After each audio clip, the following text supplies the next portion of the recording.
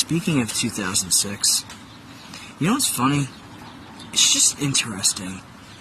You hear songs on the radio at work.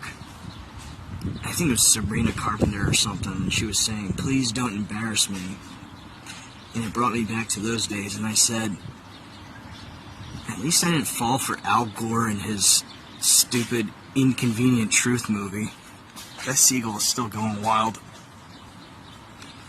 Looks like I gotta get up and stop it, but I'm off the clock, so... But yeah, come on. I thought we were all gonna be dead by now. Imagine falling for that.